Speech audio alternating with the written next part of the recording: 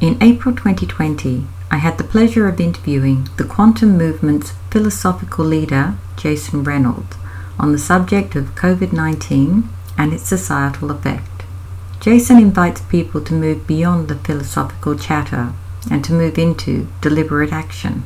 He facilitates powerful organizational architecture and the development of a personal governance required for long-term success. He is passionate about the everyday hero and the next generation, yet his career spans across progressive multinationals, successful entrepreneurs, and elite performers upon various stages.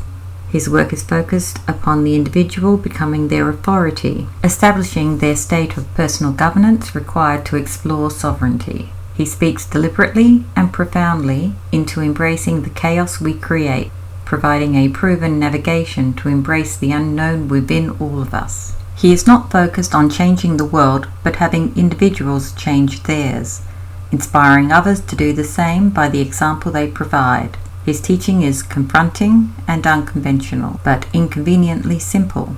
He asks you to see the obvious and take action into life by activating an undeniable yet powerful frequency signature. His work with the quantum movement may just re-establish what we know about self-healing as clients consistently move beyond terminal diagnosis. Going against the common approach, Jason maintains a low profile. He has not sought followers or growing a community, instead setting free people to follow an unencumbered pathway within. After 20 plus years, Jason is now in the process of exposing and launching his life's work. To find out more about Jason and the quantum movement, check out his community Facebook page, www.facebook.com/The Quantum Movement. To find out more about the OEC magazine, go to our website, www.odditieseclub.com. So Jason, how has the COVID-19 disease outbreak affected your day-to-day life, and what has been the most restrictive directive that you have had to abide with in your local area?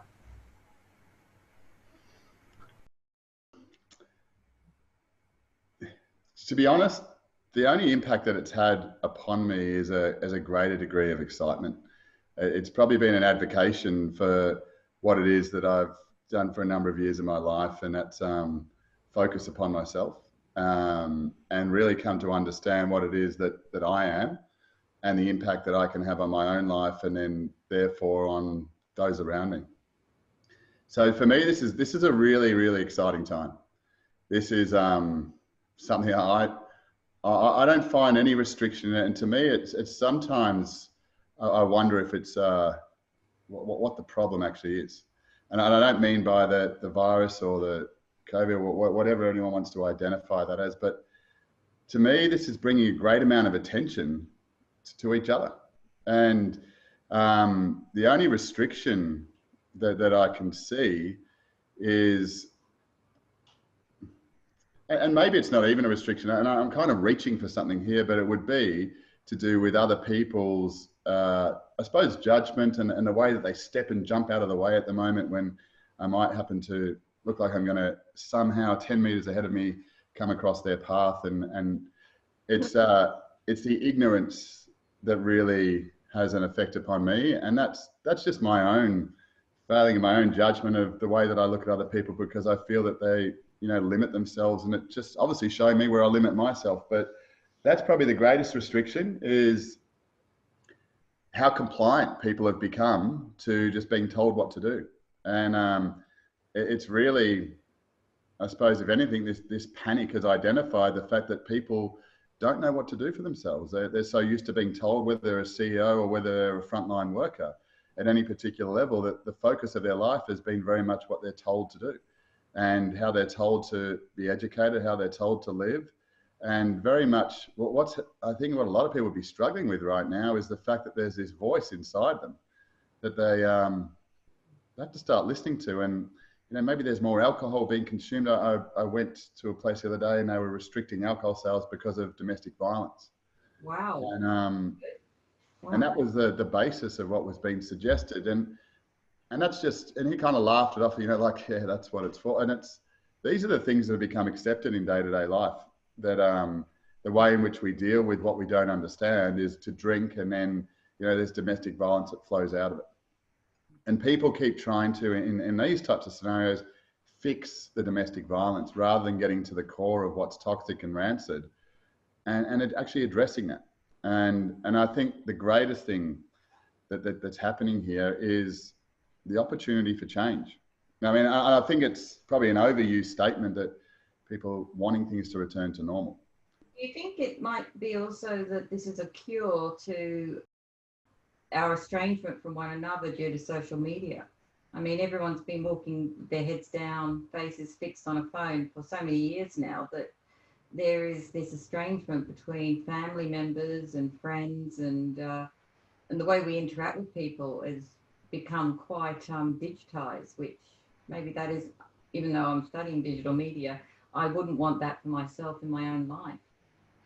Yeah, look, I don't see any problems. I mean, it's a common cry from the parent of the child that's on the game or the phone or the digital, influence, or watching TV, as if it's a bad thing. Everyone's got a choice. And it's the fact of what's being suggested at the moment is people's choices have been taken away, but they've been taken away and given away willingly for so long. Nothing has really changed. People are still looking for someone else to blame for their lives. Yep. People are doing the same things that they were doing before, but in a different way.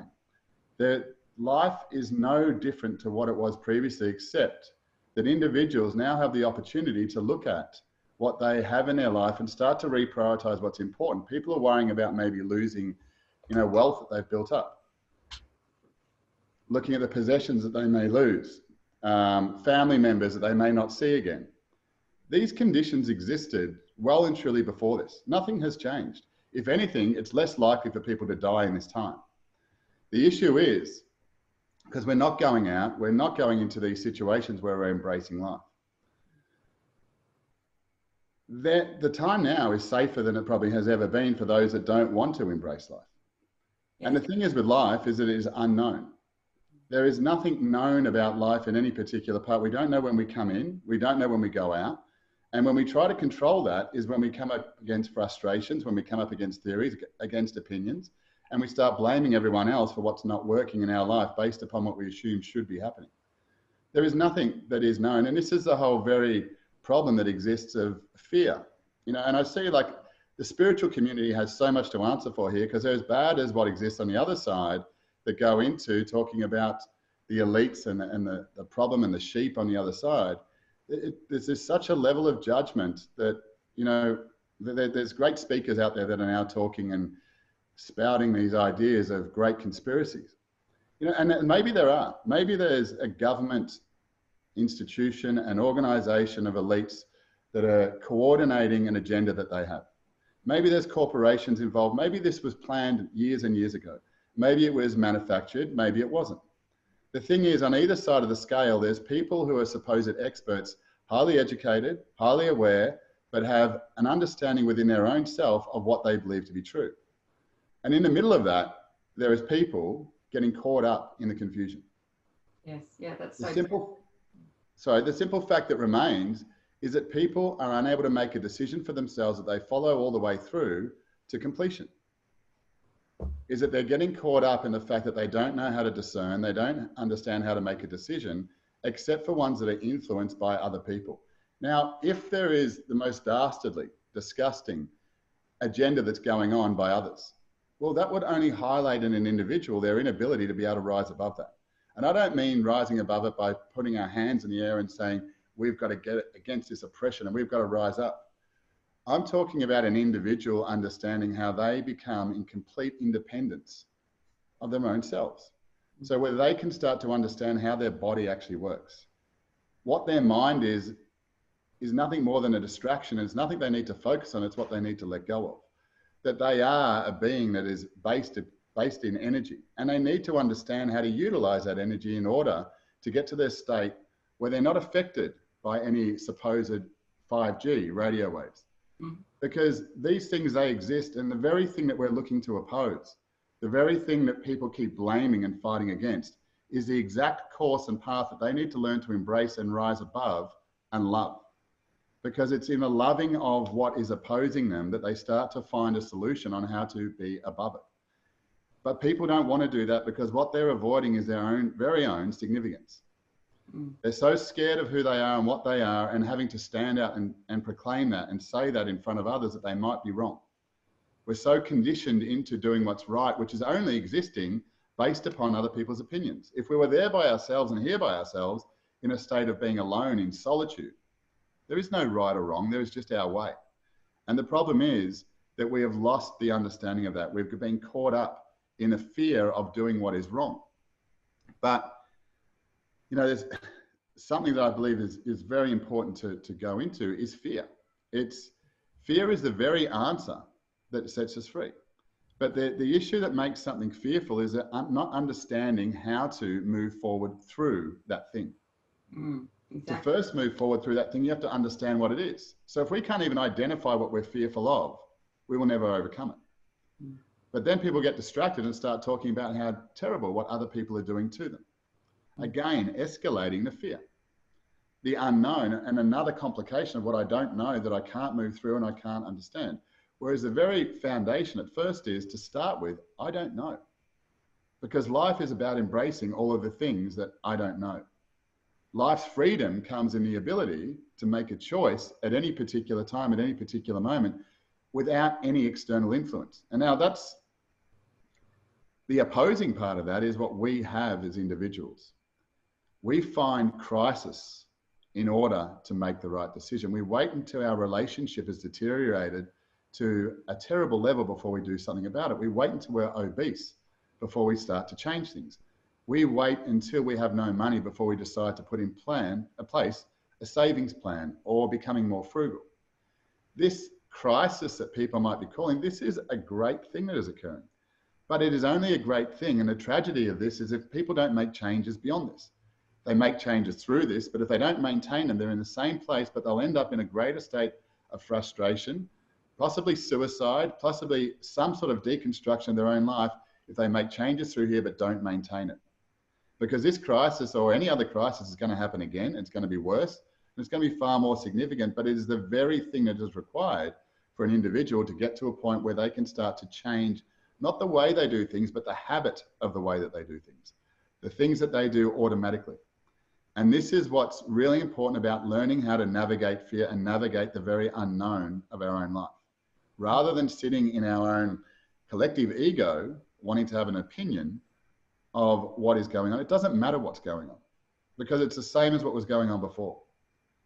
It is to recognize our own compliance to what we're being told by others, to the fact of how quickly we grasp onto an opinion because we don't know how to make a very own decision. We don't know how to say no. We don't know how to avoid distraction because we don't have something in our life that entertains us enough to stay away from what someone else has to say, thinks, or says. You know, and this is, you know, I'm just going to say that there's global meditations that are going on at the moment, and all power to the people. That's really great. But nothing is going to change at all until people can come to understand themselves. And what I mean is that as a vigilance and a level of personal governance, that when people recognize that they talk in one way but act in a very different way, is that they're creating the confusion as much as the people that they're blaming for their life. Whether it be the government, whether it be the media, whether it be climate changes or climate supporters or whatever it may be. The fact that I can sit in silence and listen to a particular frequency and it can elevate me for a period of time is useless if I can't maintain it. And if I don't maintain it and are able to face the very darkness of my own life, nothing will change. And when I sit there with a group of people and I escalate and elevate and amplify that space, all I'm doing is putting out the uncertainty, the doubts, the fears that I'm not prepared to look at myself and hoping that something or someone else will take care of that. And it's our own inability and our own want to not look at these things, to not see them, to collectively rejoice in our own similarities of what we can talk about, because we talk about what we don't understand. We don't act upon and get into the deep, darker parts of ourselves, which is not demonic, which is not evil, Darkness is about what I have not yet seen, what I have not yet understood, where I have not shone my own light. And this is, this needs to stop. People are providing polarization on each side of a spiritual sense compared to what might be an unawoken sense. But the unawoken, as may be judged by the other side of the fence, are sitting there content. They're like to me, just my own considerations yesterday, there was, the idea of a farmer with the sheep and the sheepdog. The sheepdog's under the illusion that it's in control, that it's awake, that it has freedom because it knows more than the sheep. It doesn't. It is in response to the farmer. The farmer is the one that has the agenda, the direction, and the independence. The sheep sitting there, for the majority of the time, happy and content because it's happy to be led. It's not trying to change the world. The sheepdog is there barking consistently, trying to be heard, trying to be listened to, because it's not listening to itself. It's continuing to follow the lead of the farmer. Now, we as individuals, we talk about these great ideas of going into 5D states, 12D states, accessing multiple dimensions. I mean, let's just consider at the moment, who really cares at the moment, and this is not to do with other dimensions, but who really cares what's going on Mars at the moment? What's happened in life is people have brought back to the very simple parts of what actually works in my life, what do I understand, and what can I use and utilize every single time to gain a result and an outcome in my life because I understand myself. Not the hoping and wishing of the universe or God or something else to come in and save me. This is about coming to confront ourselves and understand our very own significance, that we are the gods, we are the creators, we are the universe of our own life. And it's for us to be able to take responsibility for that, not try to get to the top and show everyone the knowledge that we have, but to come down to the very foundation of our own being and recognize that when we understand ourselves, we can then take on greater responsibilities in life. It's when we understand more of what we are, we accept more of what we are, we find greater opportunities that come to us. But they've always been there. They don't magically appear because of some alignment. They've always been there, except now because we've understood and accepted ourselves, we've let go of the knowledge that we had, we now see what was always there. And to me, this is why I'm excited, because you know what, some people are going to die from this, some people are going to die from a whole range of things. Some people are going to die from whatever, and we will never know. But to suddenly have a greater level of compassion because we've been told to, I'm not buying into that. I think it was about 3 years ago, I kind of woke up to the fact that I can't wake other people up to think the same way as me. And it's just got increasingly more difficult to deal with certain parts of the population, and I think people like myself, basically we become hermits and we do our best to put out what we think is appropriate at this time, but it gets to the point where you just shrug and walk away. As I said yesterday, first time in a long time, I had a good friend in New Zealand who I really wanted to kind of say, hey, you've really got to start waking up and looking around and questioning things, and I just couldn't get through, and I just thought, well, I don't know why I do this to myself. And I think it's an eternal question that people that seek greater understanding in themselves is, I always have this concept that we should never share with others what we don't understand about ourselves. And what I mean by understanding is not just a conversational awareness. It's like, oh, I can see that there and here, and that plays out, and it was confirmed in a book and some other conversation and from a teacher, and that, we get it, and we perpetuate all of these conversations. But what I mean by understanding is that it's integrated within us. It's automatic within us. We don't sit and talk about with each other how to drive a car, the depressing of the clutch and the accelerator and how to brush our teeth and how to use a knife and fork. We understand how to do that. We all do it differently, but we have our own way, and it supports us. And you know what? It works every single time. That's what understanding is about. When we don't understand how to maintain a state of ease in our own life, we need to accept that, because as soon as we accept that, then we can change it. But people want to look at and, hold their hands in a particular way, sit in a particular way, stretch in a particular way, and suggest that there's a level of enlightenment so that other people can accept me. The only thing to truly accept is ourselves. And I hope the pressure of this particular situation, whatever people want to call it in their own lives, causes them to look deeper and darker beyond those imaginary lines that they've created, to feel a level of safety beyond the need to actually look at my own self. Because we're not here to fit into some system. We're here to understand and stop fighting against the system, but to embrace the very system, to be above that. Mm-hmm. Einstein said that to stand on the shoulders of giants. Now, let's just say that there is an agenda that is whatever anyone can find out there in all of their searching, that is the most horrific and organized agenda, from pedophilia to the worst thing we can imagine, that's going on and is having an impact on our own very community. You know what? There's probably much worse going on.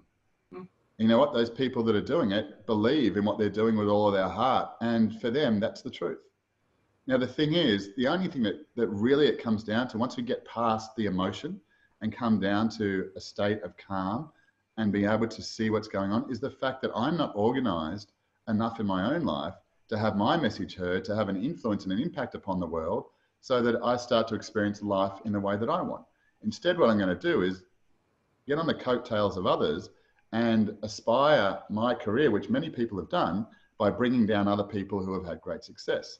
And that's what the media is about. That's what a lot of, spruikers are about out there, that are talking about how bad these other people are, but they don't actually offer a solution.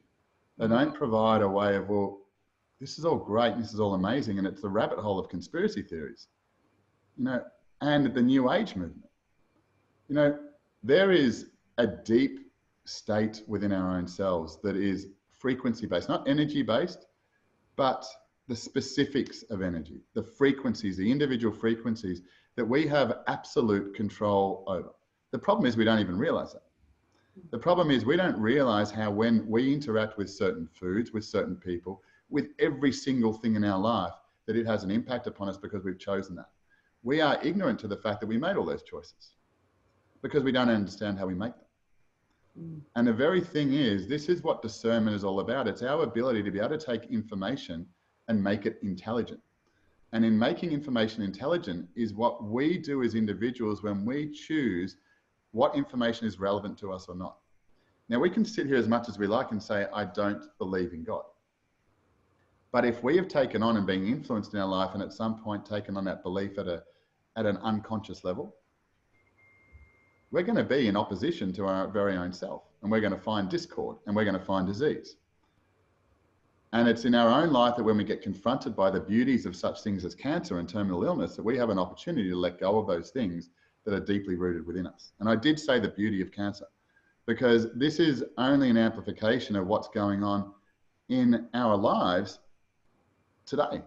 It's an opportunity. There's this collective cancer that's happening when we have the chance to stop and reflect on our lives, and there's no more excuses anymore to stop.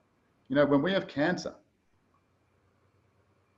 people have the opportunity to receive love in ways they never have before. They receive attention in ways they never have before, primarily from others, but mostly from themselves.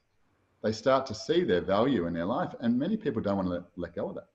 And they die with it because they don't trust in the greatness that exists beyond that is within them the whole time. I'm kind of picking up that you have done a little bit of research over the last couple of months on what's going on, because you're obviously in the loop on, Q and all those kind of conspiracies that are out there. But you're also obviously aware of what's happening under, what they're saying is happening with the pedophilia agenda over in the US at the moment and things like that. I personally stay away from the conspiracy side of things. So, as you can tell from the questions, we're not really going there with those at all. I'd rather really just stick with what's going on at this point of time for yourself and in Australia. And I'm kind of glad you did come back from New Zealand. What actually made you, you said that you felt something that said, I need to go home. Can you quantify that anymore? What actually made you kind of wake up was it a call, or was it just that you woke up on the Sunday night, or when you went to bed on the Sunday night, when you woke up on the Monday morning, you just realised you had to return home? That is fascinating to me, that you actually had that inbuilt kind of homing alarm go off. Yeah, I think we all do. I think I'll be more specific. I believe and know that we all do. I'm just going to quickly grab it. Yeah.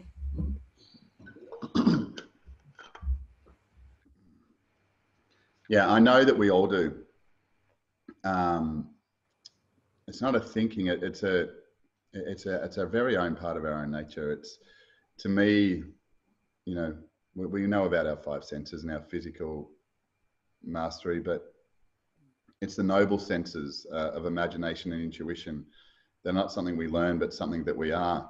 So for me to have a sense, I don't go looking for it. I don't go, you know, seeking it each and every day. I have my own routine, but you know, it's the appearance of our own awareness.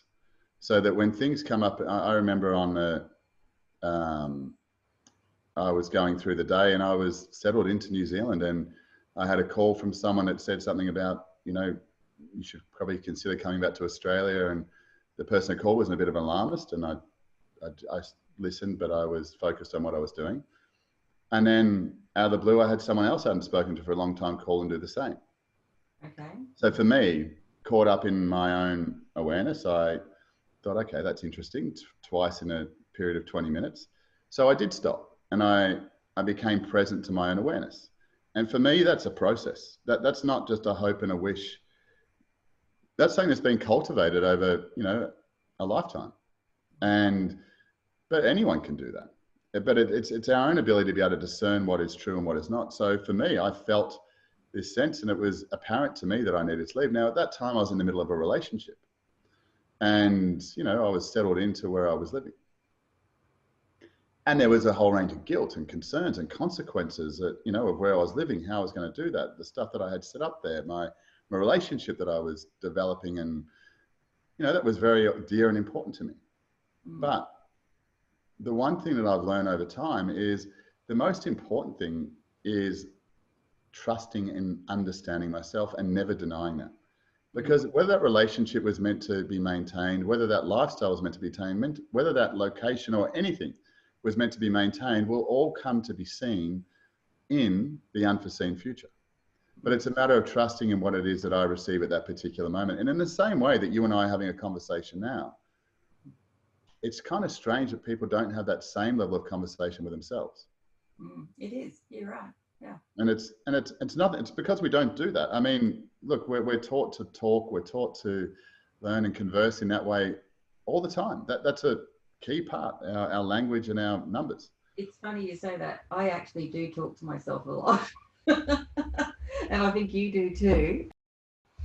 I throw a lot of questions at myself. You know, it's what part of my process when I'm working through something. And so I've always thought maybe that was a bit odd, but the more we discuss this, the more I'm thinking, well, maybe I'm a little bit saner than I thought I was. So, please. Oh, for sure.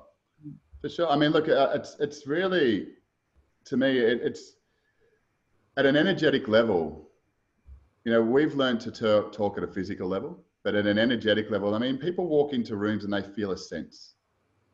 They meet someone and they feel a sense, but it doesn't go much beyond that. And a child communicates significantly with us before they can speak. Now, we have that capacity. We have senses, feelings, and a whole range of things that are unexplained, but because we don't have a language and don't develop that language, well, it remains unseen. And we live a life that we tiptoe through because we can't expedite ourselves through that by working with a much faster broadband internet of energy and information that's based in an energetic state, which is the very basis of what we are. Most of us are, you know, 5 lines down, you know, layers and layers and layers down the track, where the decisions are being made at the boardroom. We're down at the front end becoming the result. Yes. Of that particular decision that's made. And, you know, I always look at it that we have a chairman's seat in our life that's always there. And it's in that boardroom of where all the decisions are being made in our lives, what we believe in, how we love, who we love, what we want to do, how we're inspired, you know, the most basic and the most significant things in our life. Now, if we're not occupying that seat, someone else is making decisions. And that becomes the experience of where we become changed by others rather than being able to change ourselves. And that's, to me, the frustration. That's where disease and all this stuff comes from, is because we're living someone else's life and we're not sitting in that space and making the decisions for ourselves. So for me, coming from New Zealand was, I looked at it in a whole range of ways and all the conditions and consequences that were there. And the answer was still true, to get on a plane and come back. I didn't know what for and why and how that was going to unfold, but now I see the brilliance of that. Do you think you can apply the same theory to the younger people in our community that are kind of breaking out of the rules that are being forced on them? We have a lot of incidents on the television at this moment, on YouTube and places like that, of not civil disobedience, but people just going out and doing their thing. Like we were talking earlier prior to the interview about how that in Victoria and New South Wales, people are being arrested for just going out in a boat and fishing, or going to a park, still social distancing. Are these people just being themselves, and should we all be doing this, or are we, the people staying home, actually listening to ourselves and protecting ourselves? Yeah, I think there's two sides to that. It's yeah. I mean, I think at the basis of a lot of this is that people don't trust other people because they don't trust themselves. So, there's people that are in law enforcement, and it'd be a broad brush to say that they're in there because they want to be in control, because that's not the truth of everyone within it. And it's the same that, all doctors are a particular way, that, all politicians are a particular way. They're the ignorances that we place upon things. So to be looking at what's going on and people being arrested, it's like, let's say the news, when I used to, be a part of that, is the media would take out of context a particular statement that was said, that is quoted, and they will use it to create a story. Yeah. And that's normal. There's nothing wrong with that. It's not, we sit there and we try to point the finger at the media because of what they do. But they have their own agenda, which is not anything else but to maintain their own greater level of success. And that's what people are demanding. They don't want to sit there and hear, just get to the point, tell me what really went on and how it all worked. And they want the snippet, so they can go on and perpetuate a further conversation. But if they were to sit down and probably listen to the entirety of what was going on in that political discussion, there'd be a very different understanding of what was going on. But do they want to understand it, or do they want to increase their status in that moment by being able to have an opinion on what was said? We blame so many people for so many things that we're not prepared to do ourselves. It's it's a hard thing to comment on, isn't it? Like why they've been arrested and for what reason. It's there's definitely overzealous police, and there's definitely extremely compassionate police, like in anything. Also, there's just police doing what has been put in place. The restrictions that are in place, and people breaking the law, or temporary law in place. So for sure. And then there's those people that want those people in those positions to be, come on, mate, let me off it. I was only just doing it. Well, where does the line get drawn? It's I know when I was in Victoria years ago, and a premier came in and put up parking fines to a significant level to raise revenue, which I thought was brilliant. And his scenario was, if you want to park in a place that's illegal, well, you're going to pay the price. So don't park in a place that's illegal. Stop complaining about how much the fine is, just don't do it. But that's the very nature of these types of circular conversations, that people want to complain about the thing that they're not meant to do. But that's the rule. We'll find a way to go above the rules so that you can live a life where you're not impacted by these types of situations. And that's, to me, if you learn from this particular state that you don't want to be governed, that you don't want to be restricted, that you don't want to be held back by these limitations and restrictions that may be placed upon you at this particular point in time, you have a choice. You can, in 10 years' time from now, create your own life, your own empire, your own expression of what it is that you want to do, so that you become immune from these types of things. And you can put yourself in a position where you can have great influence. There's a guy that I heard a bit of his story, Grant Cardone, and he was talking about in 2008 that he had nothing, that he was struggling in some form, and he realized the opportunities he missed. And it's a bigger story. Mm-hmm. But he's very much a brash, out there, upfront, business-minded individual. And he's changed the way that he lives his life because he didn't want to be restricted by that. So for most of us, we sit there like when these restrictions first came into place, and we wasted so much time wondering if we were doing the right thing, if we were allowed to make a mistake or step outside our door, how we're supposed to speak, rather than just going about doing it. That's very true. Yeah, very true. Yeah, look, I truly believe that we bring to us, and it's something that's sometimes difficult for many people to accept, that we bring to us our experiences. It's in perfect alignment all the time. That we just don't understand because we haven't developed enough awareness and discernment in our life to recognize why that thing's happening in our life. Mm. We just haven't developed the insight to be able to do that. You probably know yourself, Sharon, like in times of crisis, people go and seek people who can give them information. Yeah. Right? And the issue is, why weren't they doing that when there wasn't a crisis? This is the same thing that was evident in Australia, 2 or 3 months ago with bushfires. It's the same thing. It's a whole litany of people now have come rushing in with great opinions and blaming and pointing fingers. Where were you beforehand when everything was supposedly great? If this is also true, we need to, as individuals, start making choices for ourselves before there's a problem.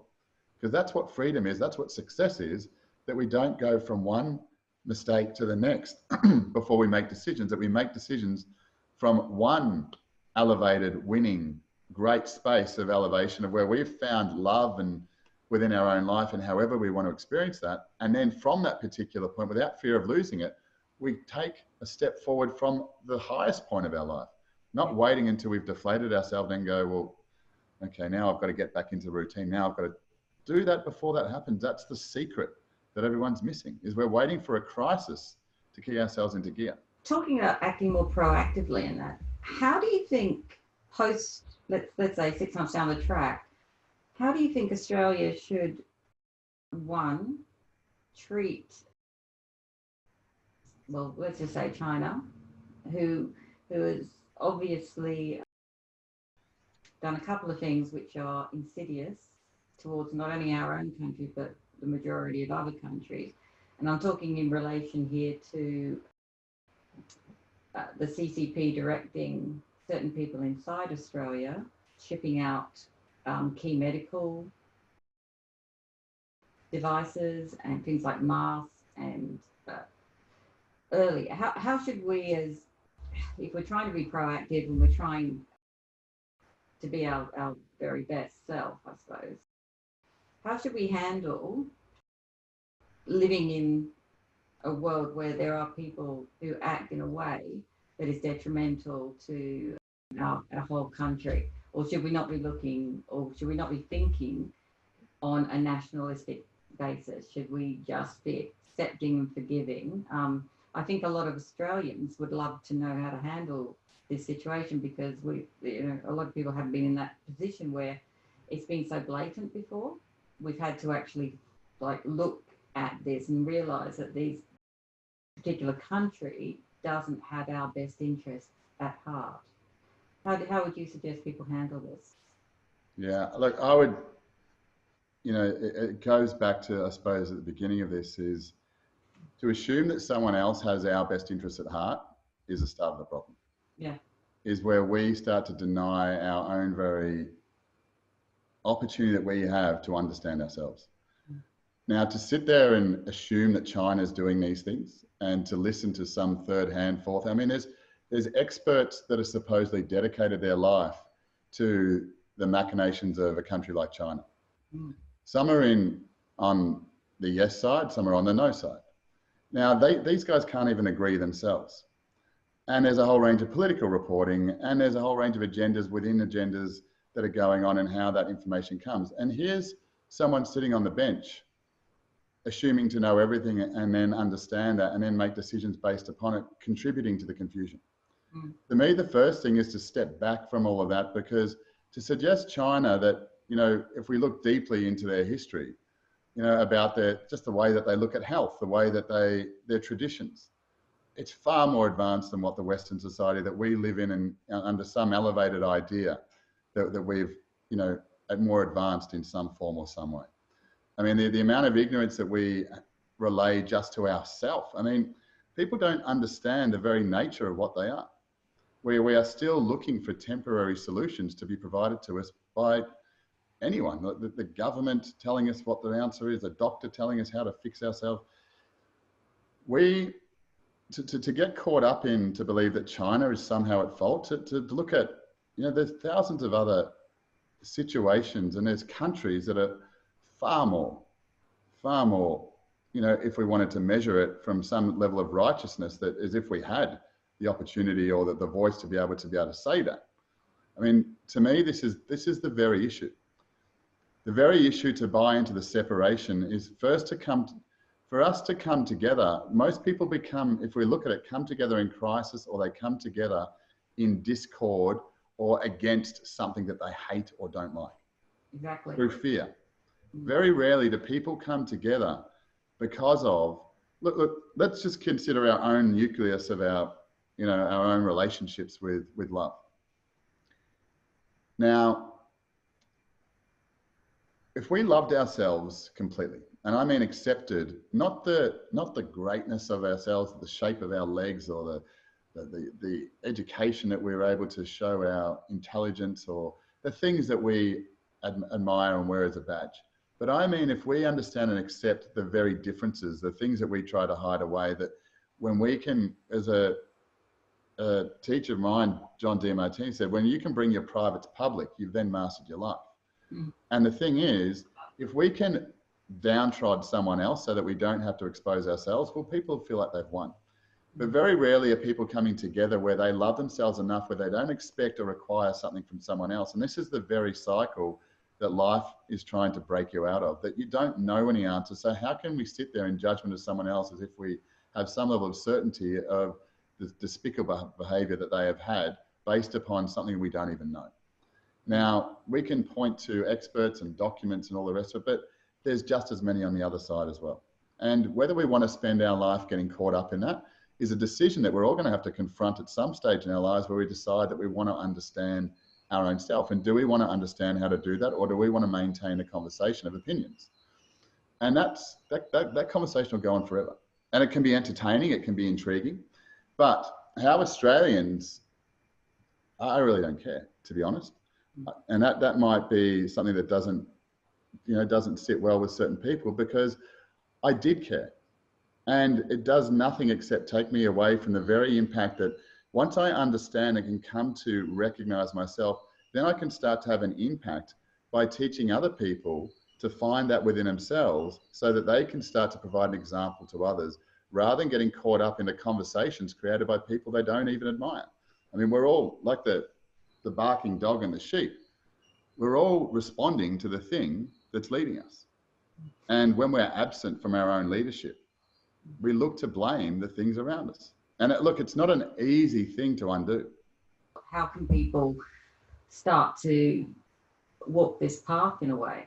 Okay, well, I saw, when you asked before about do I watch news, I don't watch anything particular, but there's, the things just pop into your stream or into your life, or, I don't try to keep informed. I might be going on and think, well, I wonder what's going on there, and I'll search and have a look, but there's no routine to that. But one of the things that was very evident to me, and because I don't personally, if I was to add to the opinion to this, I don't believe that, that this is COVID's anything to be concerned about. I believe there'll be some deaths, and I believe it'll be shown in a way that supports whatever wants to be shown. But I don't believe it to be contagious. And I was exposed to this type of idea years ago, that viruses are not, that they're the purging of toxins. And that started to become a little bit more evident and started to be shown. And there's a couple of videos that mysteriously been taken down off Facebook, there's a guy, Tom Barnett, there's a Dr. Thomas Cowan, and they've put some videos up, and some of them are available still and some of them are not. Mm-hmm. But that talked about the very nature of purging, Mm-hmm. the very nature of releasing. Now, most of us are in some form or measurable state of mental health issues. Yes. In some form. And whether that's just being weird, that you don't accept your own weirdness, that's a form of mental health. Now, this is I know when I was in New Zealand, this is a tragedy in a lot of areas of society, mental health. But mental health is simply an overload of information where we have become lost in our own space, in our own house, where our house is now filled with so many voices of so many other things that we have no say over what it is that we do and how we live and how we express our lives. Our inability to be heard is because we don't have a voice anymore. Mm. So mental health, for example, and this type of thing, is we need to learn to purge, to release toxins. Now, one of the most simple ways to do this, and I'm going to start in the coming weeks, something called Enjoy You, which is all about getting rid of anxiety. And it's not the focus on anxiety, because no one knows what anxiety is, and there's no comparable way to suggest that except for similar experiences that people talk of. Mm-hmm. But anxiety is the very discord that exists in our inability to be present to our own self, which then, therefore, we can't make a decision about our own self because we're not even present to what it is that we want or where we're starting from. We need a starting point. So purging requires us to let go and to release. Now, when we let go and release, the thing that starts to happen in our life is toxins start to be let go. Now, this can come in the way of thoughts, memories, ideas. And the issue is that when we start to release these thoughts, memories, ideas, and beliefs, what most happens to most of us is we start to feel uncomfortable and we push them and hold them back, hold them in. We don't want to address them and observe them and let them go. And so the cycle continues. We need to learn how to purge things, because when we purge something, we're going to go through a state of toxic shock where we're releasing and letting go. And it's the releasing and letting go and our own observance to release that and trust in the process that allows us to start to feel free and start to release that very same thing that keeps poking and prodding at us and making us sick, distracted, misunderstood, and feeling diseased in some way. So the most simple ways that I'm understanding of doing this is by getting a pen and paper and writing down automatically, without thought, without filter, without consideration, your thoughts. Mm. And doing this each and every day. The fact of that I hate myself, that I'm not worthy, that no one's listening to me, that there's nothing going on in my head, whatever those thoughts and words may be. And to write them down and to be the release of that. Because when we do that, there's nothing wrong with the thought, I want to kill myself, unless it stays suppressed. Because then it becomes acted out in reaction. Because there's no other option, because that thought is not able to be released. Up until my age group as a child, we were all taught to keep a journal. Yeah. And a lot of, if you look back in libraries, you'll find a lot of books are actually come from journals kept by certain famous people over the years. That's how they've originated. It really was about the 60s that it went out of fashion to keep a personal journal. And you saw it come back a little bit with people like Louise Hay when she started doing her purge journal kind of phase. And I remember I did that when I was about 36 years old. And you're right, there was like a golden period post that time in my life where I kept a journal for probably about a 5-year period. And then I got out of the habit of doing it. But it was a habit that was trained into me as a child, to do every night before you go to bed, you keep it. And then, so I think, yeah, there's definitely something to that. Well, the pen being mightier than the sword says a fair bit. I mean, the quotes and words that stick around, the wisdoms that remain, are because they're not yet understood. I mentioned before about meditation, and I know meditation is something that's very valuable to many people, and I think it's better than not doing it. but it's to understand the very impact of it. Meditation, was a process once upon a time where we were living in times where there was no distractions. There was open, clean, free space. There was frequencies that were just naturally occurring. The thing is, we are taking on frequencies. We are taking on other people's confused thoughts, and the amplification of them as people evolve and develop and enable themselves to project more out into the world, let alone TV, technology, and everything else that's amplified because of that. We take on significant, amounts of energy and frequency. And this is at the basis of, there's these ideas of 5G being an issue these days that are causing this COVID type experience. And quite possibly. And I got no doubt in the nature of that, how that could work. But this is to not become a victim of that. This is the very nature that if we're not purging and releasing all of this within ourselves, because within ourselves, we are operating in a space where there's not stress, we are unaffected by these things. There is nothing external to us. And I want to say this really, there is nothing that external to us that has dominion over us. There is nothing external to us that has dominion over us, unless you choose for that to be the case. Now, you choose for that to be the case by taking on things, holding on to thoughts, ideas, and the way we've been taught and educated is to hold and retain. We don't need to retain anything. When we are working in a clear space, the information we need will appear. But the thing is, all of these frequencies and meditation itself, was a great practice back then. But if we are not purging, if we are not releasing, and we don't understand how to do that at an energetic level in the same way that we do it physically each day, if we don't go to the toilet each day, we have some significant problems. Your life will start to become the main focus of that I won't be able to move, that I am sick, I become toxic, and I will die.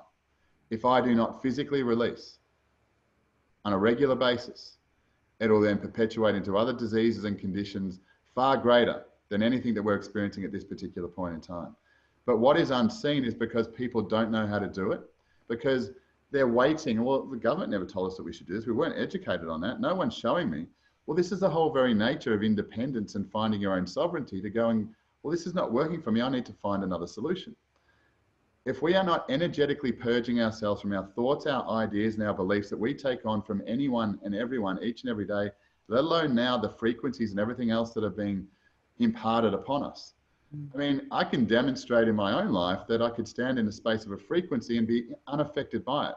There's talk of, I know you had a question about, being this agenda of vaccines coming in and being injected with chips and that type of thing. That RFID tag, that's right. Yeah, I did see something about that, like out in the talking heads, but this is the whole point. Yes, that may exist. Yes, that is a dire thing. And I'm not sitting here thinking, geez, I'd love one of them.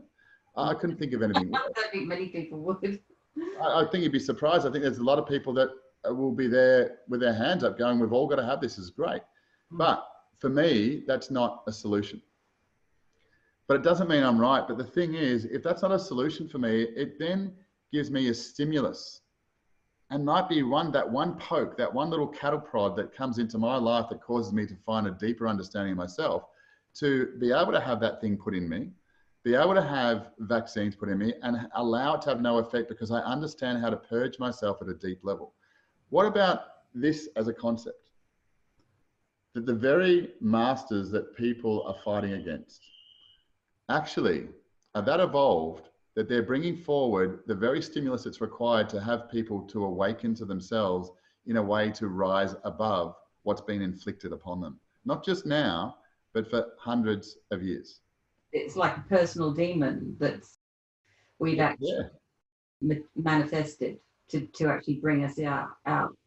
It's always the case. It's never not been any different to that, except that people want to live the fantasy and they want to live the idea that everyone's loving and in gratitude for them and there to support them. And then they want to come out of that space. And this is, again, a part of the challenges with meditation is we create this state of duality where we feel peace and we recognize that, we feel it, but it only amplifies the frustration when we're not able to maintain it in other areas of our life. And that's the very nature of our own freedom, is that if we can't do something all the time, we need to find some truth in our own selves that we don't know how to do it, which then requires us to let go of what we currently know to accept that I don't know, to then allow new information in. But, you know, like what we were saying before, it's when we have something that's valuable to us, we find it very difficult to let that go because we don't know if we're going to get something better than it. So we covet that, we hold on to it rather than understanding how to let it go. And this is where purging is so very significant. It's, you know, to be able to sit with ourselves, and I don't mean journaling and writing, because a great level of journaling at a very basic level. And I would suggest there's so many practices that I've seen out there now about ascensions, 5Ds, different dimensions, and all power to everyone. But, you know, as true as all this is and the impact that it can have, I have no doubt. But if we can't maintain our own space and provide a clear space to begin with, these are going to have no impact or effect. They're going to raise us up only to drop us back down. You know, there is a great amount of wisdom that's out there in so many different forms. But if we can't find our own peace and our own clear space to begin with, these great awarenesses and this great wisdom is going to have no effect. I actually see podcasting and the emergence of people using social media to express their thoughts as a way of purging. It's a way of, I personally see the last 15 to 20 years, people have been oppressed by political correctness to such a degree that social media and podcasts and YouTube and the various people on those who are expressing their views and their philosophies of life, and there's some great ones out there. That's their way of purging. It's their way of stopping being crushed, or their own spirit being crushed. Absolutely. I think it's extremely important. Like it's and it's equally important and responsible for the people listening to not absorb that like a vacuum cleaner and making their opinions become their own. And that's that's where the real power comes, to be able to listen and then be able to recognize what it is that's true to me and what's not true to me. I really truly believe the very nature of our own existence is our expression, and to be able to express ourselves independently, first of all, not authentically. Authentically requires years and years of practice and capacity. And we throw around these words, you know, so flippantly now, that I'm going to express myself authentically. That requires you to be true to yourself in each and every moment of your expression, demonstrating and being the example of that. That's a big responsibility. But to first learn how to clumsily let go of and speak, you know, what's been muddled up, what's been confused, what's been repressed within you for so long, to be able to have that. I mean, we have a process we call a connection that, that's one of the things I'm most passionate about, is getting people coming into a space for, you know, in less than 8 weeks, you know, developing relationships with people deeper than they have with people that they've known for 20 years, for 30 years, for 50 years of their life, for their, you know, their mother, their father, finding a stranger that in 8 weeks turns into someone that they know at such a deep level, because they learn how to express themselves, they learn how to hold space for others, and they learn how to be themselves. And expression is essential. And it's what we're talking a little bit before about these many voices that we have in our heads and the repression we have around, you know, mental health and all these issues, and people are trying to medicate. You know, suicide would end tomorrow if people were able to hold space and listen to someone without judging them. It's an easy solution to actually listen to someone, to hear them and understand them, especially as a parent. There would be no more suicides. The only reason people kill themselves is because they're not being heard, they're not able, they don't believe they can express themselves or have a place to express themselves. It's essential to express ourselves. And yes, you know, the censorship of our own words, you know, it starts with us, you know, and that's, we're all guilty of it. And, you know, I say at times much less than what I'd like to, because of how it may be received. And, you know, that's something I'm still learning as well. But, you know, to have a capacity where, you're asking before, how do people make a positive change? You know, purging is essential. To me, it starts with writing. It then also starts in being able to come into a community, and your relationship is determined by what you can share with that particular person without fear of judgment. you know, and eventually we get to a point where we build this up in our own selves and we reconstruct ourselves, that we recognize that people are going to judge us no matter what we say. And it's our own ability that we're responsible for how we feel about what we say, not how other people are. We're not responsible for how other people feel or how they respond to what we say. And that's becomes, you know, a part of the disease that we're living in. And, you know, where these conditions is amplified with this whole COVID is because there's so many different expressions and people don't even know what to say, when to say it. I see it in the supermarket and people kind of smile and they want to say hello, or, you know, and friends going up and they're meeting each other, do they touch each other? And there's a lot of awkwardness around expression. It's been amplified now, but look, when we learn how to express ourselves, we set ourselves free. And there is, you know, that there's so many, so much science out there, and I believe wasted energy and just over the top investment that goes into finding out things that we're already aware of that change people's lives in no significant way, when we have the most simple things in our own life, which is to express ourselves, to write. But it's not just a simple practice of writing and expressing ourselves. It's like everything, Sharon, it's the way that you do it and actually understanding how to do it so you can feel confidence in doing it. And there's not just one way, there's many ways. I mean, that's to me why I'm so excited at this time. I feel like I've been preparing for it, you know, and every day of my life, because I look to things in my life that work all the time, not things that work some of the time. I'd rather have less things that work than a lot of things that don't. And there's a hell of a lot of things that I'm not very good at, and I've learnt that. But you know, my focus is upon, you know, elevating and speaking a truth that I believe that doesn't need to be anyone else's. Where are you going to be taking this in an actual sense? I think previously you were doing like a 10-week course where you were like a life, I suppose not really a life guide.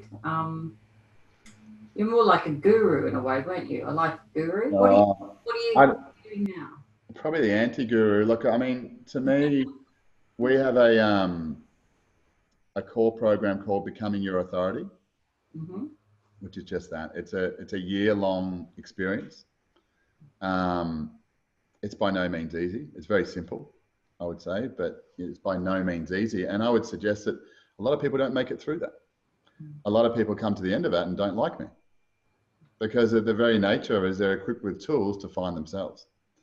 And sometimes people get to a point where they don't want to. I mean, it's the very nature, and we can look into this, and I would suggest, and it might not sit well with a lot of people, but when they come to sit into their own reality, is people don't want to change. They don't want to learn. They don't want to find their truth. They'll talk and spruik it until a degree that truth confronts them in such a way that they don't agree with. And when you come to a particular point where you start to understand yourself at a very deep level, there's a great responsibility that comes with understanding true mastery of energy, to understanding what frequencies are, to living your life in a way where you're freed from anyone else's actions, feelings, or interactions with you. And the individual that approaches that, they have and find a success within themselves because they can become themselves. It's not about how they dress. It's not about what they do or how they speak. It's about them as individuals finding what their own truth is and being able to confront that. So that's a year-long process of, you know, 6 months of learning and then 6 months of application. Because this is where, you know, in time, there's so much teaching out there that people love doing and continue to keep doing because it doesn't work. And I'm happy to say that, you know, 5% of people who do courses actually complete them and become an example of them. The rest of them don't, partly because of the teaching, partly because of their application and want not to. But more often than not, when we go into a learning, one thing we need to understand is that we're going to elevate beyond where we were. And if a course that's been shown or taught to an individual doesn't take that into account, they'll wonder why certain people aren't getting the results that they have seen in so many others. We need to work with the fact of our growth requires us to let go of many things in our life. And if we can't let go of things, at that particular point, we're not going to learn. We're going to stay the same as what we were, but become more confused because we've got more information, more processes, more practices to follow through. Yeah. We only need to understand ourselves. And when we come to understand ourselves, that's what becoming your authority does. It takes people, and I would suggest that people that learn that become far greater than in their own capacity, but they don't need healing because there isn't anything to heal. They have the capacity to be able to heal remotely if they want to, but they recognize it's not even a thing. It might be, a neat thing to be able to do with someone else and provide relief, but they recognize and they change their life by their example. But, this is about going beyond the stories, beyond the books, beyond the need to read, but to find your own truth, to heal internally is not what we need to do, because internally is perfect. We need to just understand that and give that time and presence, but understand how to, because we all want to, we just don't understand how to.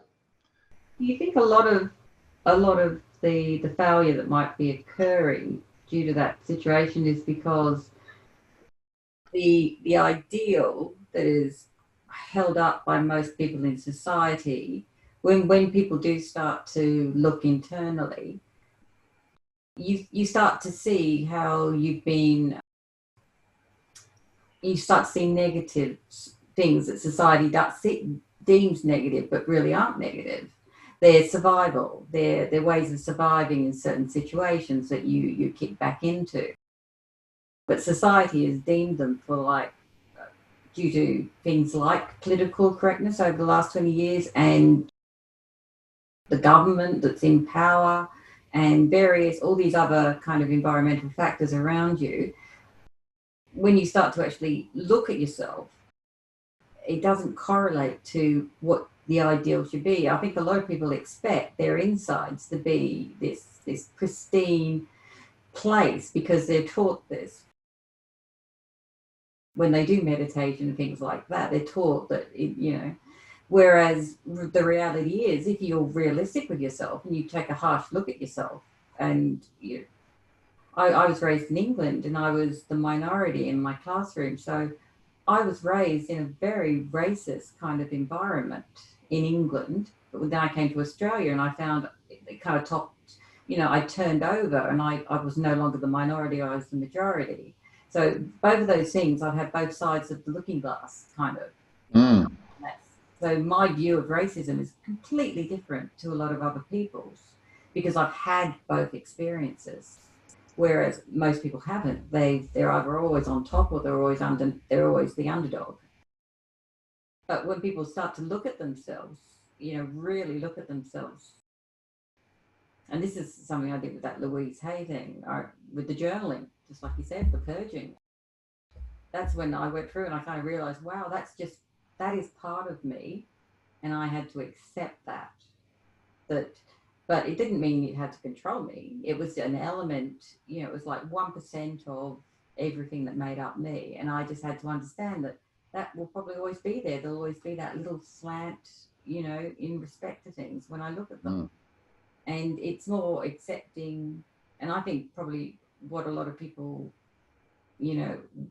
why maybe there's that failure is because they compare when they do this analysis of themselves, Jason, they then look at the ideal that society says they should be and tend not anything alike, because this is what most people are, but they're hiding it. There's this fakeness, the facade they throw up, which is like a good example is Instagram. People are really that happy and that good looking, hey? Yeah. That's it's so, look, we celebrate people for being different. That's what inspiration is, that they've gone through some sort of tragedy and they've got a different story to us, and that what they've overcome and what they went through and what they did. And we, applaud them and say, well done, it's amazing what you've done and what you've achieved. But yet we don't want to do things different for ourselves. We've got to be there for everyone else, and we do the opposite of what inspires us. And then we keep doing the same thing and we wonder why we're bored. We wonder why our body breaks down and becomes stagnant and we don't have the use of our body in the way we used to, because we're not utilizing it. We're not, a child grows and expands and gets, because they're running, they're moving, they're constantly active. They don't have a fear of getting it wrong because they don't know what wrong is. But we, as adults, we become adulted, you know, and the words tell us everything. That we come to a place where we transition from asking questions to having the answers.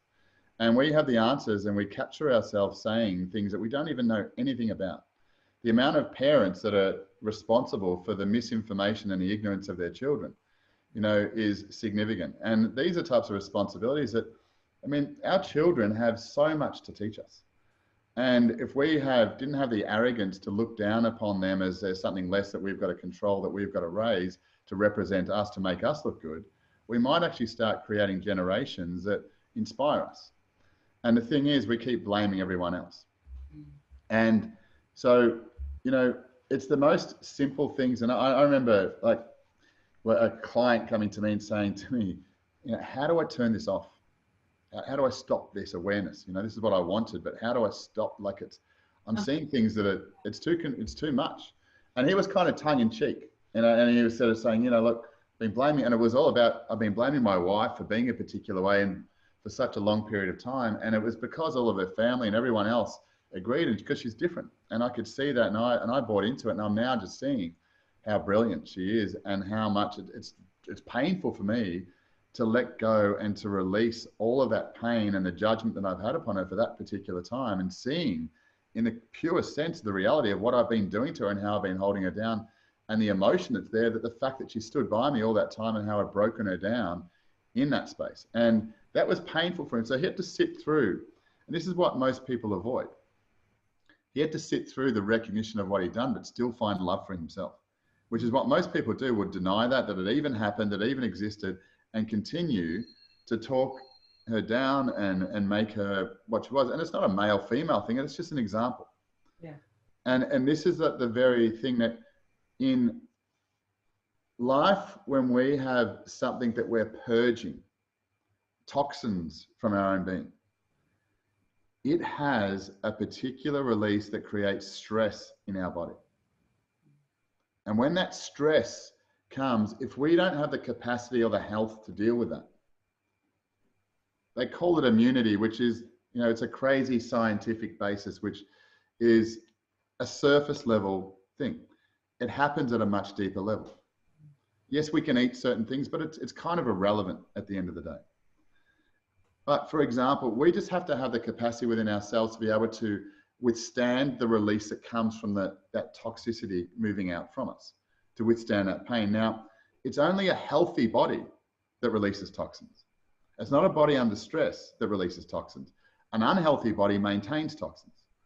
So at an energetic level, if I could suggest to you, let's just say we had the sun, which is the greatest release of toxicity. I mean, people used to put water in the sun to release all the bacteria from it. It's called solace. It's a process. We're water.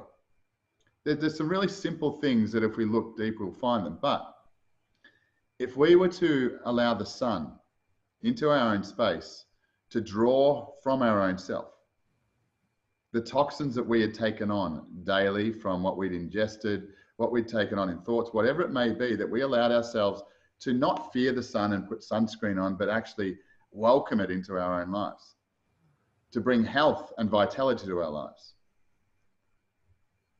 What we would start to find is that we would have the energy and the health to be able to release those toxins. And if we did this every single day, the impact would be very small. We wouldn't even notice it. We'd actually welcome it. But because we don't do that, and then we have these big, significant impacts on our life, you know, we avoid the very thing that makes us healthy. So when we start to bring energy to ourselves in a profound way that's very deliberate, we allow ourselves to release the toxins that have been wanting to be released in the same way that when we do a juice fast. You know, fasting has become one of those phenomenon that, you know, like it's the greatest thing. It's a new craze, and we'll see how it all works. And there's different types of it, and science has got its hands on it, and different people, gurus, have got their hands on it, and they're using it in their own particular way. But it's been around for thousands and thousands of years. And the very nature of it is just a purge. Now, the interesting thing is when someone's purging from a juice and they're going through nausea and sickness and maybe vomiting and diarrhea and everything else that comes from it, they celebrate that because they know the thing's working. But if they didn't know that they were fasting and their body was going through those same impacts, they suddenly think something's wrong. And what they do is they go and get something to stop that, to dry it up.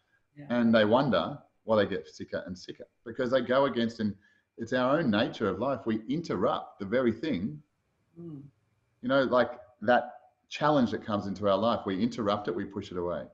That sickness, that cold, we go and try and stop it and fix it and do something about it. There's nothing to heal. What if it, and if I would suggest to anyone listening, is if they just changed one thing and had the courage to observe that everything in life exists to support them. The most dire, the most graphic, and the darkest things, every single thing, not just the things that they're comfortable with, but every single thing exists to support them, because it always does, because they're still here. And the fact is, those things that they still don't see that support them are the things they drag along through their life, that weigh them down, that create the pain that exists in their life. And that's, for all of us, our ability to let go, to release, to find calm and a state of ease by choice. Is that your advice for the next few months to find it? This is the most amazing time that we can find ease. We've got no excuse not to do that. Whatever that may be for you, whether that's lying in the water for a period of time, whether that's lying out on the grass, whether that's watching TV, whatever it is, it genuinely brings you ease. If that's watching the news, we'll watch the news. No, but for some people it may be, and there's certain camps that I think that we need to, bust up these camps of, the news watchers, the non-news watchers, the spiritual people, the non-spiritual people, the vaccinators and the non-vaccinators. All of that stuff is, these are, there's so many people out there supposedly doing righteous work about talking about how bad vaccines are. Stop talking about it and create an environment within yourself where you become immune and beyond and above that. Or otherwise, stay in that group and keep talking in a state of fear in opposition to something else. Find yourself. And that's, to me, that's where you find ease, is when you allow yourself to not be impacted or affected by anyone else's decisions now or in the future. And that, to me, so I was just saying, it starts with, to me, we do something called present moment journaling. We do something called the connection, and we call becoming your authority as a starting point. And it's all about confronting the unknown, navigating the unknown, because life is your journey, and the richness of it is how much you're prepared to accept that you don't know, because in that you'll find where your truth is. I'd like to talk a little bit about judgment, the effect that can have. Something occurred a couple of days ago, which I think it's more of a real world example, but I'll tell you about it, and then we'll talk about how people can stop doing this, because I think it's one of the underlying problems with society. A couple of days ago, because of the shortage of hospitals in New York, they went into the Central Park and they set up a temporary hospital. But it wasn't set up by the government. It was set up by a group called Samaritan's Hand or something, which is a Christian group. So it was a Christian group, went into the park and they set up, and they brought ventilators in. And basically it was, I think it was about a 30-bed ventilator, which is exactly what they need at this time, because New York apparently is getting hit quite hard. Anyway, within 20 minutes of it going live, they had the people doing a walkthrough. There was negativity, there was judgment online straight away, because it was a Christian group. Not the fact that they had, out of their own pockets, they had gone and set a hospital up. They'd needed things at a time of crisis. There was this judgment thrown at them. And I suppose that's the thing I have the most difficulty with in times like this. I think there are things that you should just put aside, and I think judging somebody as they're doing, I think, something that's selfless, or we should be like supporting and not ripping down. So what do you think? I think judgment's essential. I think it is required. We can't avoid it. You know, like, But does it have to be, I suppose? okay, yeah, so the problem with judgment, like everything though, is when we stay stuck in it, when we don't let it go. So if I was to judge you, Sharon, on the first time that I met you, say if it was 10, 15 years ago, and you were, you know, you came across, you might have had a terrible day and you came in and you were completely dismissive of me, rude, and I was like, geez, that bloody Sharon, she's really rude, isn't she? And so next time I see you, I'm looking through these eyes that, is that rude lady again? And no matter what you say, I'm looking to confirm what I judged you on previously. Mm. Now, that's only just a confirmation of what I do to myself, but judgment is essential. I need to understand where the starting point is with me and that particular person. I can choose to overcome that or not. And that's where me as an individual, I don't need to get caught up in what someone else's judgment. If they still want to stay back at that particular point, I can either choose to move forward in my life, which might mean leaving a partner, leaving a business, which might mean leaving, you know, a point or sanctuary of safety that I have, because I don't want to be a part of what that particular person's choices are. Mm. So, you know, like it's, you know, where we've talked about political correctness before and what we can say, that there's nothing wrong with people expressing that they think that that's wrong because they're Christians, or that, you know, this is bad or that's good. It only becomes important in our life when we give it attention. Yeah. And this is you know, again, another very simple thing that, you know, gets glossed over. Attention is everything. It is what elevates you, is what gives you life. It is more important than air, is more important than any other aspect of our life. Attention, if we don't have it, we will die. And we do die. And there's been studies to show this in, you know, back post-war, of infants being starved of attention and another group being given, you know, a significant amount of nutrients. And they showed that those that didn't have the attention died. But they had all the nutrients that they required. Now, just consider when we go into life, when we go into a particular space, and this is like people that are doing things at the moment and looking to elevate other people's experience. When we get past the actual activity beneath it, they're looking for and seeking attention. Mm. That's true. Now, and it's not because, okay, well, you're only doing that because you want attention. You know, it's not as simple as that. It's where when we don't allow ourselves to look at and accept our very own significance, that we have the capacity to change things dramatically in this space, in any space, that we are so far beyond anything that we can conceive, that when we were to ask a crazy question of ourselves, that am I all this, and how would I live that, and what is the significance to me? But to do that and to recognize and have this amazing capacity, we have to start patiently, and we have to start to progress our way towards that. But for us to be able to put attention upon ourselves and to sustain and provide life, which is attention, it's the very giving of life. If we can do that for ourselves, we need not from anyone else at any particular moment, at any particular time. If we die because we are complete and fulfilled within our own self. Mm. This situation now, to bring up this whole idea of death and fear and grief and guilt, is all about losing people around them because of the way that they haven't been authentic and the way they haven't been true to other people during that time. And that their fear is they're going to be seen in ways that is not truly representative of themselves, and their life is now possibly coming to an end. Mm.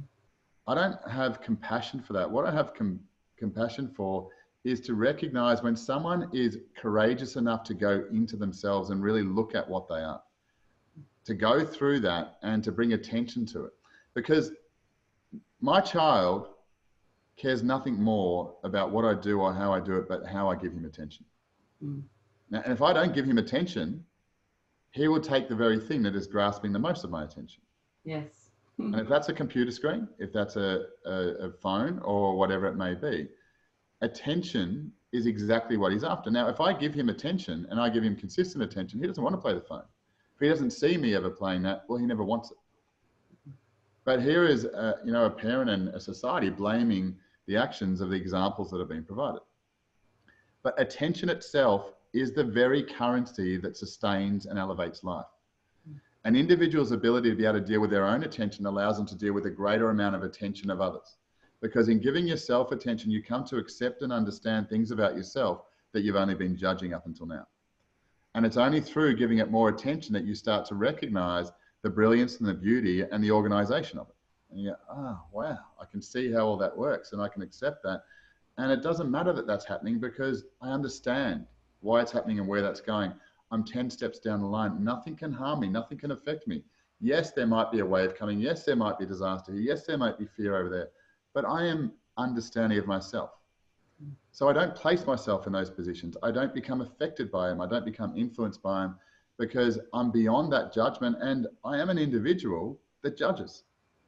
I'm going to judge everything. I mean, without judgment, there's no growth. Judgment provides to you an insight into where it is that you're not accepting yourself. The problem with judgment, as I said, is staying in judgment. I welcome judgment. I mean, this is a part of free speech. This is a part of growth. Like, I should be able to judge you and say that you're incapable, you're useless, you're not as great as what you could be, and judge you for all of these things. Your choice to take it on is your choice. Exactly. It's I had a group of people that I work close with, and I'm sure someone will hear this and laugh, that they told me how much of a narcissist I was, consistently. Or not consistently, I'm probably exaggerating that, but I got told by 3 people. And every time I heard that, I went in to understand, well, what is a narcissist? What does it look like? How do they express themselves? I'm like, yeah, I see that. But I understood that and accepted that, and I learned so much about myself. You know, lazy words that people use to describe someone else because they don't understand themselves is part of the tragedy that exists. And it's these types of words that, like a narcissist, a socialist, a left-winger, a right-winger, a vaxxer, anti-vax, all of this stuff and these characteristics that people use, these are the greatest things that can be brought to you. And, you know, people spend hundreds of thousands of dollars, billions of dollars worldwide on mentoring. If they were courageous enough to listen to other people's judgments, and the reason why, and I'll make this really clear, and this is, if people can understand this, there's so much they can save in their own, you know, search for whatever it is they're looking for. You only need to understand how to organize information. The highest form of expression, and like all energy, is it seeks greatest organization. Whatever that is for you, and it's different for each individual person. Not my organization is the way that you should be doing it, but individually is our greatest expression, is how we organize our life. Now, if I understand how to deal with all different forms of information and therefore energy and frequency, which is all it is. If I understand how to deal with information, whether it's painful, whether it's protracted, whether it's projected, whatever it may be, I welcome it. But I'm not going to welcome your judgment. I'm not going to welcome your analysis. I'm not going to welcome your feedback or review of me if I don't have an understanding within myself on how to deal with it. Yeah. I don't want to know my beliefs and how disturbing I am as a person if I don't know how to change that. But as soon as I understand and liberate myself and recognize I know how to change the situation, I want to know, what do you think of me? Like, am I really all that? Am I that bad? Am I as disgusting as an individual as this person thinks? Am I as bad as that person I'm judging? Maybe I am. Well, let's look at that, because in that I'll find my freedom. But as soon as I start hiding myself like a turtle because I don't want to say something because I might be seen as boisterous or belligerent or disruptive, then I become the very thing that I'm opposing. And it's not about like stuff like judgment. It's about our own capacity to educate ourselves to be beyond that. You know, and whether that's a chip that gets put inside of us, you know, I'm not concerned by these types of advances. And because I realized in the past, I was caught up in it. Those bastards, and how they're going to do that, it's like a medical institution, the government, everything that they're doing, and that's bad. And I'd get in there, let's fight the good fight and, you know, educate people, tell them all about it. But you know what? It's just a distraction. The thing is, if I can find something in myself that goes beyond that, that I can truly elevate and not just talk the talk of, you know, I am all powerful and I am able to be a being of light, and yeah, great. But let me see, when you're lining up in that thing and you're forced to by your own expectation and you're getting that thing, are you going to be willingly accepting that and bringing that into your space, knowing that it has no impact upon you, that you've freed yourself from whatever anyone else can or may do within your life? If not, what you're doing is not serving you, and you need to find a way, if you want to find that level of freedom.